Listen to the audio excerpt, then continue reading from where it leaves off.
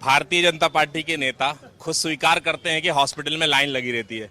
Line लगने का कारण है कि डॉक्टर की कमी है।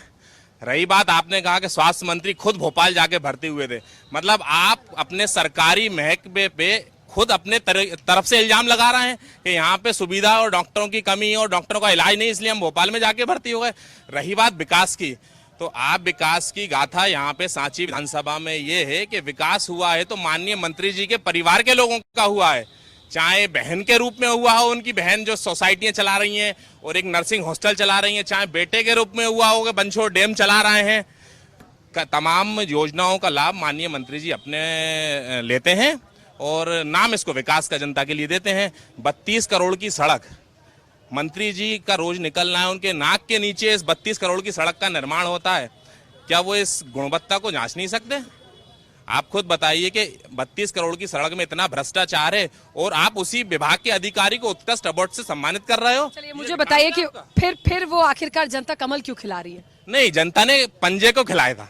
आप बात कर रहे हैं 18 में, चूंकि पंजे को खिलाया था, पंजे का बटन दबा के प्रभुराम जी को जिताया था, लेकिन फिर आपके अपने आप को छोड़कर चले गए। देखिए उनकी क्या उपेक्षा थी, उनकी क्या लालच थी, ये तो वो व्यक्तिगत रूप से जानते होंगे कि उनकी क्या उपेक्षा थी। माननीय कमलनाथ जी ने जो काम किया, ये जो सड़क 32 करोड़ की, ये भी कमलनाथ जी ने दी थी, जो इसका निर्माण कराए थे ये कमलनाथ जी ने दिया था। शहर में बहुत से विकास जो कार्य हुए हैं, पॉलिटेक्निक कॉलेज भी कांग्रेस सरकार में दी थी, केंद्रीय विद्यालय भी कांग्रेस सरकार में दिया था, भोपाल से लेकर रायसेन की जो सड़क बाईपास के रूप में है, ये भी कांग्रेस सरकार के टाइम की दी है। माननीय मंत्री जी की क्या लालच थी, क्या उनको उपेक्षाएं थी, जो यहाँ से उपेक्षा का शिकार हो रहे थे तो और वहां पे उनकी उपेक्षाओं की पूर्ति हो गई, इसलिए भारतीय जनता पार्टी का उन्होंने दामन थाम लिया। चलिए कुल मिलाकर ये है कि पका पकाया लेकर चले गए प्रभुराम चौधरी।